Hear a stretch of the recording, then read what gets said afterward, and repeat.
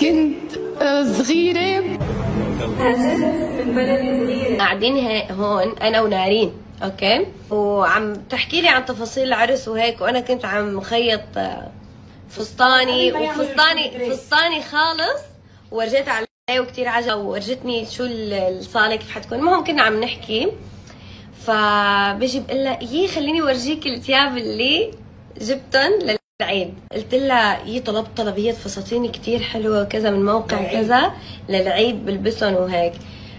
فتحت اورجيها، طلعت فيني وعملت لي هيك.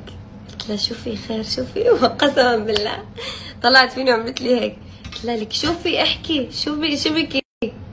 قالت لي ثواني، فتحت موبايلها وطالبه نفس الفستان، هو ذاته نفسه طالبينه نحن الاثنين. قلت لها نارين اطلعي من راسي، اطلعي من حياتي، وصرنا نضحك وهيك. فيعني والله ما رح البسه. قالت لي لا والله ما رح. قلت لها لك لا البسي، انا ما بتفرق معي، وانا فعلا ما بتفرق معي، يعني انه الناس، لانه الحمد لله احنا واعيين. ما لبسته صح؟ لا ما لبسته. فقالت لي خلص ما رح البسه لتلبسيه انت، يعني البسيه انت وبعدين انا لقدام بلبسه. قلت لها لك لا والله ما بتفرق معي، يعني انا فعليا نحن وراء الكواليس عقلنا كثير اكبر من هيك، اوكي، كثير اكبر من هيك. شو ردي انه بيسان قلدتني بالخطبه؟ حقول لك انا شو مقتنعه، محمود هو اللي عاملها لبيسان، سو اذا في حدا مقلد هو محمود. هي كانت سربرايز لها، هي ما بتعرف الموضوع. اذا في شبه اكيد في شبه، ممكن هي الفستان عجبها الستايل انا عملته، سو حبت انه تلبس شيء مشابه. عم برجف ما بدي يعني كنت صغيرة، من بلد صغيرة، بلا بيت بلا أكل وبلا شرب، وبالبحر، وما كنت عارفة إذا رح أموت أوصل، واليوم لقيتني هون، ولكني وصلت لهون. وشكرا لخطيبي، شكرا لماما، شكرا لمتابعيني اللي هن ما قصروا. شوفوا هدول الفيديوهات واسمعوا منيح كلامي. وصلت لمرحلة اني صرت اتخيل ولا حدا يسخى فيك مرة حيسخى فيك 100 مرة، واللي بيجرحك مرة حيجرح.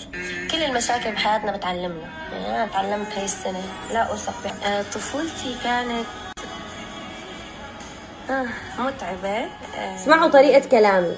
أول ما فتت على السوشيال ميديا دائما كنت أحكي اسم بابا عشان هو مفقود من وأنا وصغيرة. قصة بابا إنه انفقد، راح على الشغل وما عاد رجع بالحرب يعني. أوكي، ورح أورجيكم فيديو كمان. هذا الفيديو من تقريبا 5 سنين أو 6 سنين، والله ما بقى أتذكر، بس من زمان.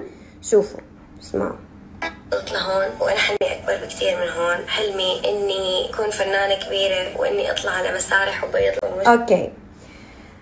هل طريقتي تغيرت من هدول السنين لهلا؟ يعني انتوا شفتوا شيء مختلف لما انا مسكت الجائزه؟ يعني عن جد سؤال.